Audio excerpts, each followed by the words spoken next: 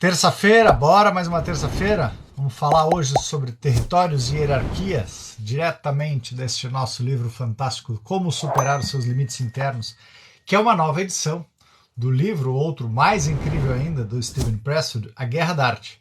Então agora lançaram com esse novo nome, a Lúcia Helena fez o prefácio dele e tudo mais, ela adora, ela fez até algumas lives com o Steven Pressfield também, ele que era um escritor, e por 10 anos, pelo menos, ele escreveu e nada dava certo, nada dava certo, nada dava certo, até ele escrever esse livro, né, que todo mundo dizia, não tem nada a ver, esse livro é meio autoajuda, tudo mais, ele que escreveu roteiros de filme que não deram sucesso. Depois desses 10 anos de batalha e tudo mais, então ele conseguiu finalmente emplacar algum conteúdo.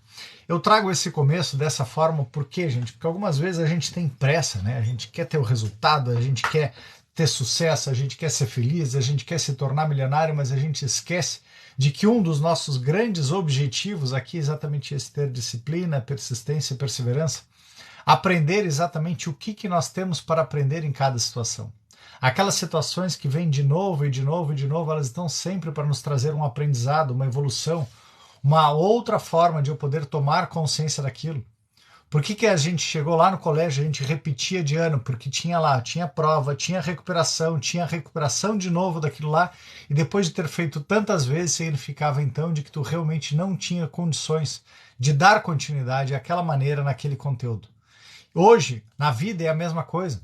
Às vezes a gente entra num relacionamento, aí tem uma traição, depois daquela traição tem outra situação que também é desagradável, e outra forma, e outra forma. E o que a gente faz? A gente simplesmente fica brigando com aquilo ali.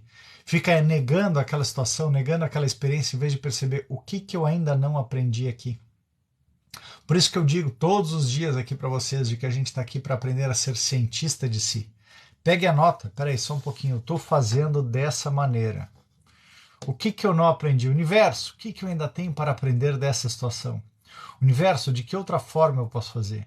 Como eu posso dar uma pitada diferente? Como eu posso inventar algo diferente? Como eu posso melhor servir?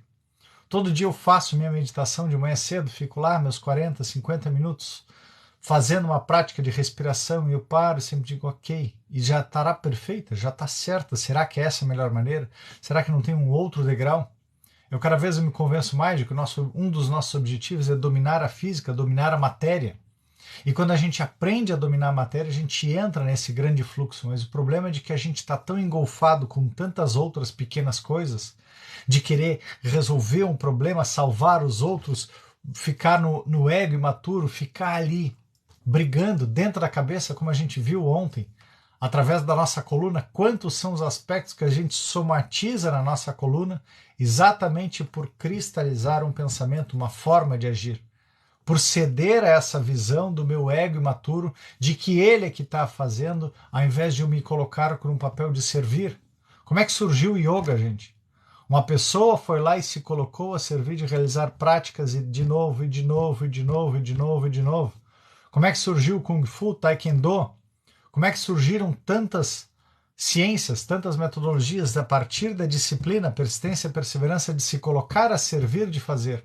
Como surgiu a lâmpada do Thomas Edison? Foram aproximadamente 1.200 experimentos, onde toda vez que ele chegava em um resultado, ele dizia, eu descobri como não chegar onde eu posso chegar.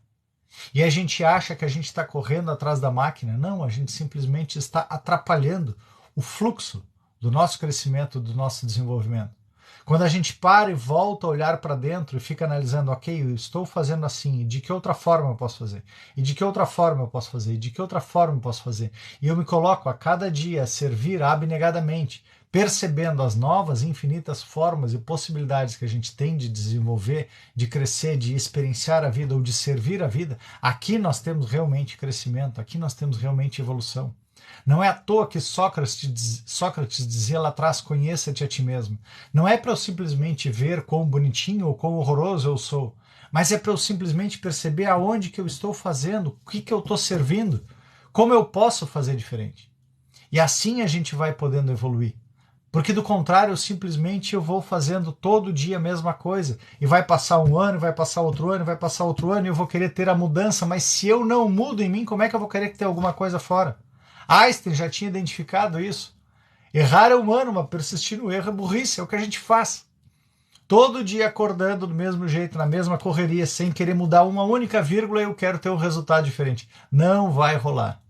Não vai rolar. Então, quero só dar bom dia para essa turma maravilhosa, para que a gente continue refletindo, continue se observando, continue percebendo. Às vezes eu venho, sou chato, mas é porque aquilo está me agoniando também. Eu também estou no meu processo de transformação. Não é simplesmente para dizer para vocês fazerem, não, é porque vamos lá, gente. Assim como eu estou agoniado me transformando, eu quero também que mais pessoas tenham essa inquietação, para que possam também se perceber nesse aspecto onde eu estou aqui nessa zona de conforto, que na verdade de conforto ela não tem nada, é simplesmente uma zona de desconforto, uma preguiça maior do que uma inércia maior do que aquele movimento que eu tenho para fazer. E nós somos tipo navio, tipo avião, a gente às vezes é pesado porque a gente está querendo arrastar corrente, querendo arrastar o fluxo, querendo carregar a família inteira para trás.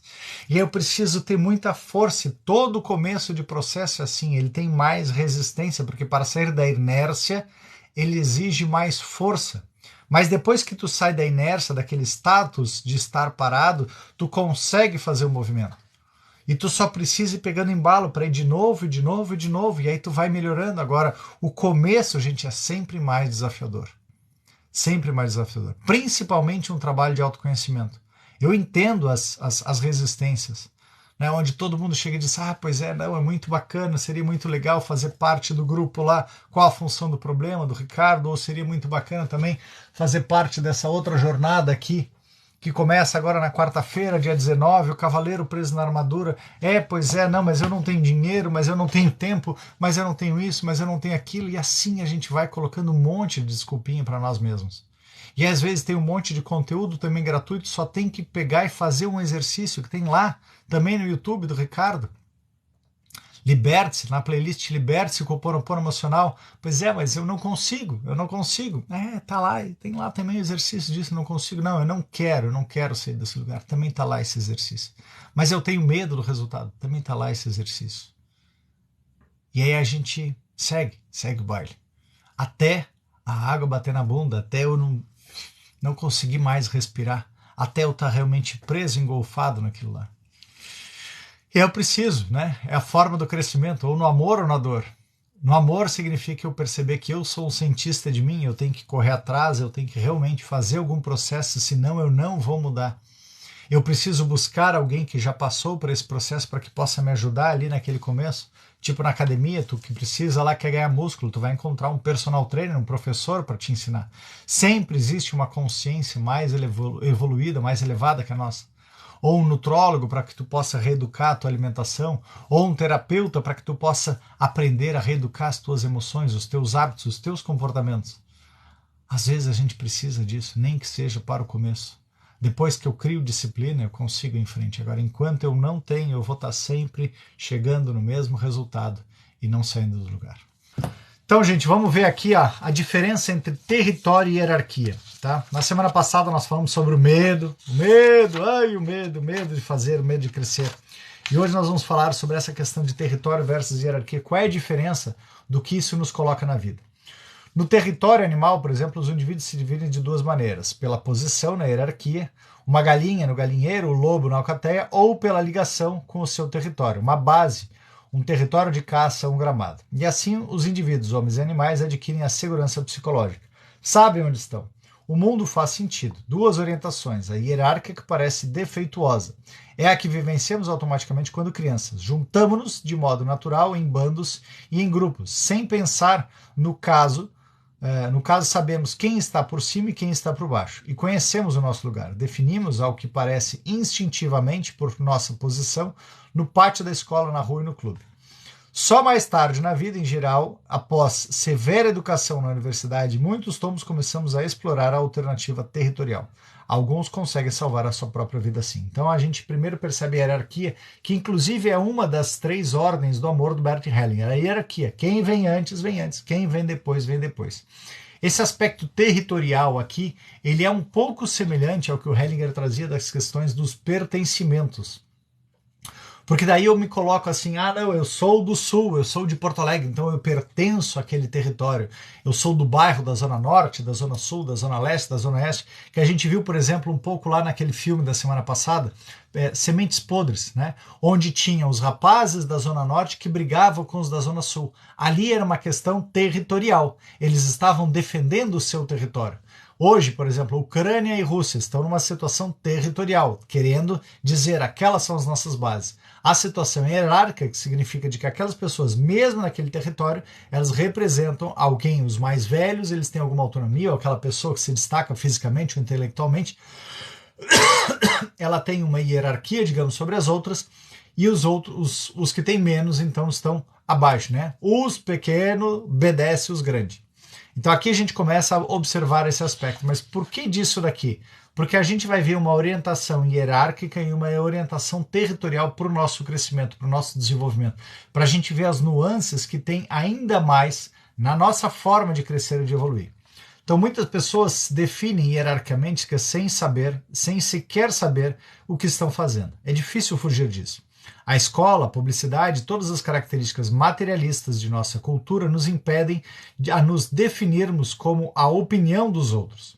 Beba essa cerveja, aceite esse emprego, veja desta maneira e todos vão gostar de você. Simplesmente tu está colocando ali submisso àquela situação para que tu possa pertencer hierarquicamente àquela ordem, tá? Mas o que de fato é hierarquia? O colégio é a hierarquia por excelência e funciona num ambiente tão restrito, a orientação hierárquica tem êxito, né? Os professores mandam, os alunos obedecem, aquele mais forte ali na turma, de alguma maneira ele está mandando, depois tem o CDF, que é aquele que todo mundo também segue de alguma maneira, e os menos também estão lá no outro lado. A líder de torcida consegue seu lugar, o nerd no clube do xadrez também, cada qual no seu encontra o seu nicho e o sistema funciona. Mas há um problema de orientação hierárquica quando os números ficam grandes demais e a coisa toda vem abaixo. O galinheiro, por exemplo, ele só pode conter determinada quantidade de galinhas. No interior você consegue encontrar o seu lugar. Vá para o centro da cidade e a coisa mudará. Já a capital do estado é grande demais para admitir essa hierarquia.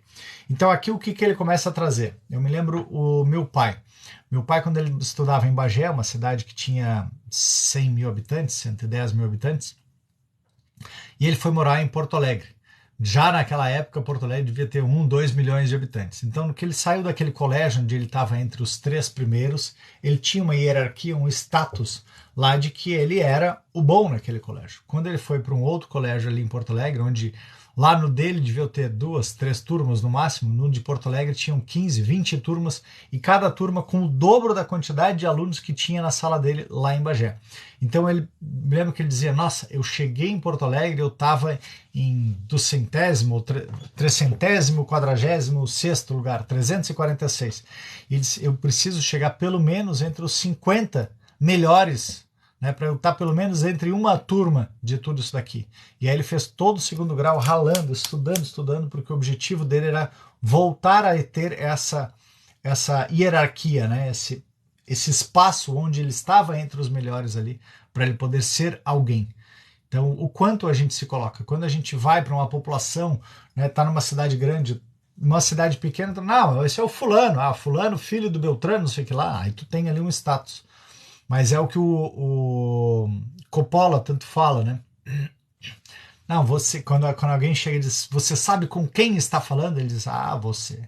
Você é uma pessoa dentro de um planeta com 8 bilhões de pessoas, dentro de um sistema que tem tantas galáxias do universo, blá, blá, blá, blá, e você vai me dizer que com quem está falando? A gente tem o hábito de querer isso. Talvez essa minha hierarquia, em um determinado ponto, em uma determinada situação, eu tenha algo ali para realmente ter um destaque. Mas no grande conjunto da obra, normalmente a gente não tem tudo isso.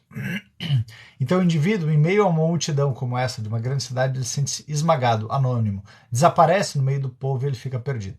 Ao que parece, nós seres humanos fomos condicionados pela evolução para funcionar mais confortavelmente numa tribo e, digamos, 28 indivíduos. Talvez possamos chegar a alguns milhares, até 5 algarismos.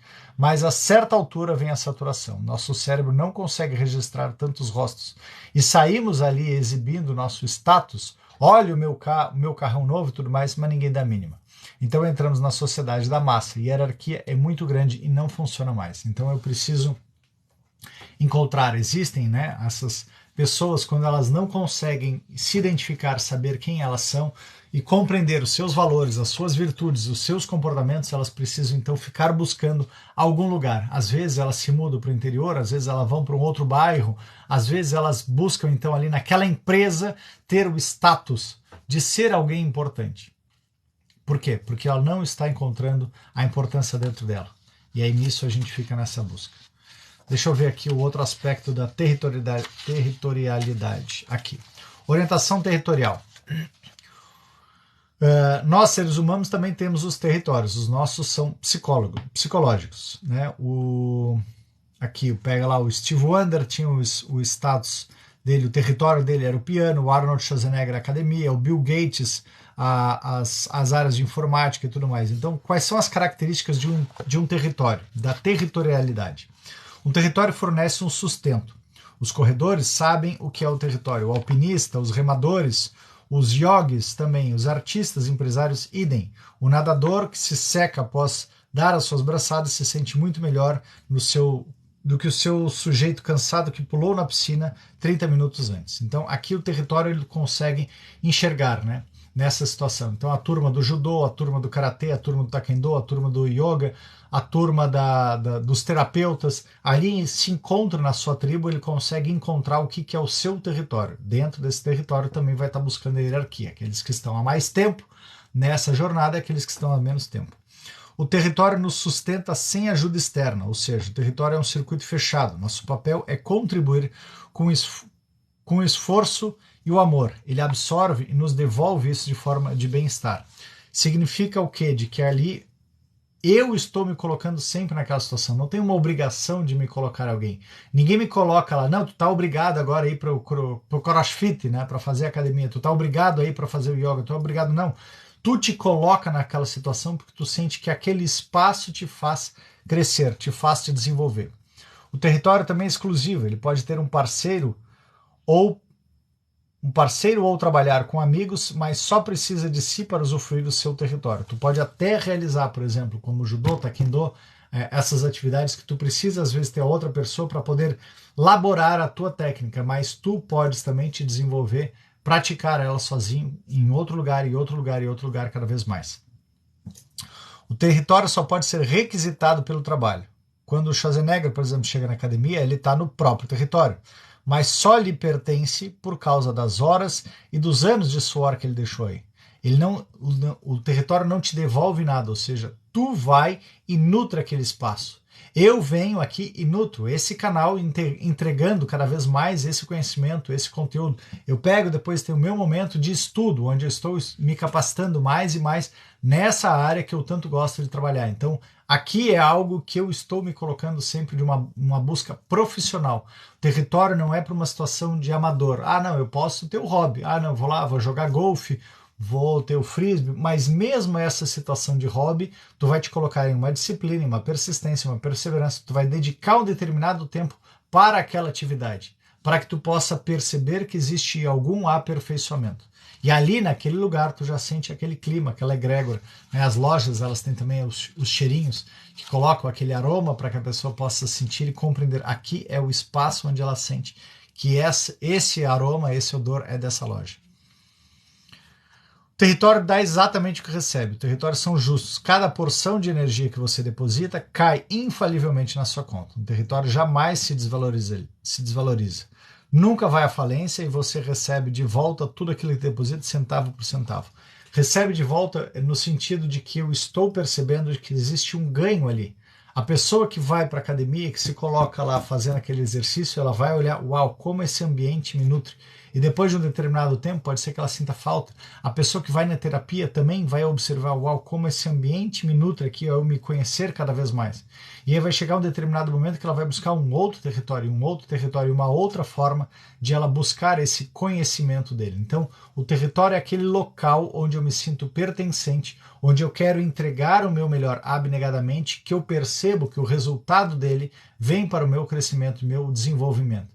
Diferente, por exemplo, da hierarquia, onde naquela hierarquia eu posso fazer tudo isso, eu posso ter resultado ou não. Eu posso estar lá naquela empresa, naquele colégio, estar entregando o meu melhor todo dia, estudando, e de repente chega uma outra pessoa de fora e aquela outra pessoa ela já estava num outro patamar completamente melhor e toma todo o meu campinho, toma todo o meu lugar, porque ela já vem de uma outra situação. Então não tem uma garantia, digamos assim. Não estou dizendo que na questão territorial tem a garantia. Pode também chegar alguém naquele espaço lá que já está se desenvolvendo, mas eu continuo na minha busca, no meu aperfeiçoamento. Mais um pouquinho então. Vamos em frente aqui, já estamos quase no nosso horário aí, depois nós vamos fazer, hoje é dia de fazer ativaçãozinha, então hoje nós vamos fazer a ativação. Então aqui na orientação a gente já viu, agora nós vamos ver aqui a questão do artista e hierarquia, depois o artista e o território, ok? Vamos lá. O artista e hierarquia. O indivíduo que se define por seu lugar em determinada ordem faz o seguinte. Ele compete com todos os outros na ordem, tentando se elevar às custas de quem está acima dele ou dela e defendendo-se de quem está abaixo. Então esse é o primeiro ponto nessa questão da hierarquia. Na ordem, quem vem antes e quem vem depois, tá? Então observem esses aspectos aí, vocês já vão estar vendo nos seus ambientes familiares, de amizade, de trabalho, como vocês fazem isso daí. Segundo aspecto, ele mede a sua felicidade, seu sucesso, sua realização pelo lugar que ocupa na hierarquia, sentindo-se ótimo quando está por cima e péssimo quando está por baixo. Aí aqui já vem uma outra observação que eu trago sempre, né? Nossa felicidade em três situações. Ela não pode estar pautada em lugares, em pessoas e bens. Se eu colocar a minha felicidade limitada a lugares, a pessoas e a bens, eu simplesmente estou me frustrando. Por quê? Porque vai chegar um determinado momento de que eu não estarei mais naquele lugar, a vida vai me levar a eu me movimentar, de que eu não terei mais aqueles bens. E aí, no que eu não tiver mais aqueles bens, e aí? Eu vou continuar sendo feliz ou não? Ou de que eu não terei mais aquelas pessoas já vão ter partido. Então eu preciso perceber nessa situação toda de que eu tenho sempre condições de fazer a diferença, ao invés de eu ficar preso e limitado nesses três aspectos, pessoas, lugares ou bens. Terceiro ponto, trata seus semelhantes pelo lugar que ocupa na hierarquia sem levar em conta os outros fatores. E aí então fica naquela situação, né? Não, os chefes só falam com os chefes, os subordinados não podem conversar, os funcionários devem conversar entre eles. Na situação da hierarquia, dá muito mais valor a esse status, né? E esse status, ele tem uma lei também, gente, é impermanência. Eu não sou esse papel, eu não sou essa função, eu não sou esse lugar. Eu estou nessas situações. Então, como a gente está nessas situações, não adianta eu ficar me baseando nesse status quo. Mas, para aquela pessoa para que está ali tanto buscando a hierarquia, ela acha, então, de que é o máximo aquilo lá. E o terceiro ponto, tudo que faz tem em vista o efeito que produzirá nos outros. Age para eles, veste para eles, fala para eles, pensa para eles. Aqui é muito dessa questão, não só do salvador, como daquela pessoa que não consegue se perceber. E aí ela está o tempo inteiro ainda na dependência emocional de como que ela vai se vestir, de como que ela vai se comportar, de como que ela vai agir, de como que ela vai pensar, ser sempre conforme a hierarquia, conforme aquela panelinha, conforme aquele grupo de pessoas. Será? Será que essa é a única maneira? Será que essa é a melhor forma? O artista, no entanto, não pode avaliar os seus esforços, a sua vocação, pensando nos outros. Se você não acredita em mim, pergunte a Van Gogh, por exemplo, que produziu obra-prima atrás de obra-prima e nunca encontrou um comprador na sua vida. Né? Ou seja, quando a gente precisa perceber de que nós estamos para entregar o nosso melhor, não adianta eu ficar ali naquela função, na dependência da avaliação dos outros, nessa busca hierárquica. É como Thomas Edison, né? Aquele exemplo que eu gosto tanto de trazer, de que ele, cada vez que ele chegava na lâmpada lá, ele não alcançava, ele dizia, ok, eu descobri como não chegar onde eu posso chegar. Mas ele sabia que ele tinha uma vocação, ele tinha algo para seguir em frente. Se ele simplesmente parasse e cedesse ao que os outros diziam para ele não ia chegar na lâmpada. Porque, porque os outros estão dizendo que eu estou errado, os outros estão dizendo que eu não devo fazer isso aqui, os outros estão dizendo que eu devo me preocupar, os outros estão dizendo que eu não vou alcançar. Será? Então esse é o ponto de que às vezes a gente precisa se perceber, ir além dessa situação mesmo hierárquica. Aqui é onde o Hellinger traz, nas questões das constelações familiares, a ovelha negra. E a ovelha negra é aquela que consegue romper aquele padrão. Mesmo que hierarquicamente todo mundo esteja dizendo que tu não deve fazer, ela vai e rompe. é o filme aquele Viva, a Vida é uma Festa, onde a criança está lá, todo mundo está dizendo que não é para ela tocar um instrumento musical, mas ela sente que tem algo maior do que ela, e ela vai atrás e encontra aquele bisavô dela, ou avô dela que tinha sido excluído da família, porque em algum momento ele simplesmente morreu, mas ele tinha sido assassinado e ninguém sabia disso. De alguma maneira ela conseguiu trazer à tona aquela história toda para que pudesse ressignificar a pessoa daquele homem e a música em si dentro da família, que na verdade a família tinha toda uma vocação para ser músico, mas aquela situação rompeu o laço dessa continuidade musical. Na hierarquia, o artista olha para cima e para baixo, só não olha para onde deveria olhar, para dentro, né? E todos nós deveríamos sempre aprender a olhar para dentro.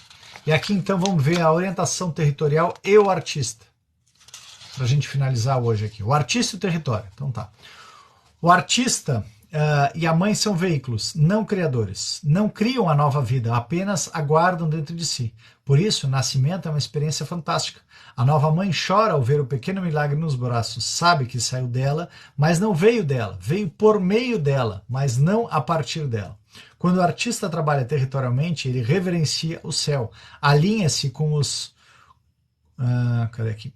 Alinha-se com as misteriosas forças que o animam ao universo e que procuram, por meio dele, trazer uma luz, uma vida nova. Trabalhando para si, ele se põe a serviço delas. Então, em vez disso, aqui lembre-se, como artistas não sabemos nada, improvisamos, tentamos adivinhar a musa, o que está ali para surgir. Então nós devemos perguntar como uma mãe, né, o que está crescendo dentro de mim? O que eu o dê luz por ele, não pelo que possa fazer por mim, nem pelo que vá melhorar em mim, em minha vida. Então o artista ele percebe nessa questão territorial de que ele está sendo essa incubadora. É como o escultor, ele já sabe ali o que existe naquela obra de arte, ele está lapidando, ele só vai tirando as imperfeições de fora para dentro. Ou como quem vai pintando uma tela, ele já enxerga ali o resultado, ele vai colocando, nutrindo célula por célula, da mesma forma como as mulheres nutrem, né, através de seu útero, aquela criança que não é algo que é dela, que está saindo dela, o que ela está deixando de ter. Ela simplesmente é um veículo para que essa multiplicação celular possa se realizar cada vez mais e dar à luz depois a esse ser divino que está ali surgindo. Ok? Então já conseguimos identificar mais um pouquinho, né, dessa dinâmica tão fantástica que o Steven Pressfield traz sobre esses aspectos de território, de hierarquia, para a gente poder se perceber onde nós estamos, onde nós podemos fazer, onde nós conseguimos efetivamente crescer e nos desenvolver e perceber que algumas vezes a gente existe mais para um, existe mais no outro, mas de que ambos são aspectos que não nos definem, mas de que eles são aspectos de que, sem sombra de dúvida, fazem parte das circunstâncias para que a gente possa se perceber também aonde eu estou aqui me baseando pelo território, aonde eu estou me baseando pela hierarquia, aonde eu estou querendo entregar o meu melhor, aonde eu estou me engolfando nessas situações, achando que isso daqui realmente é o que me define, e não é.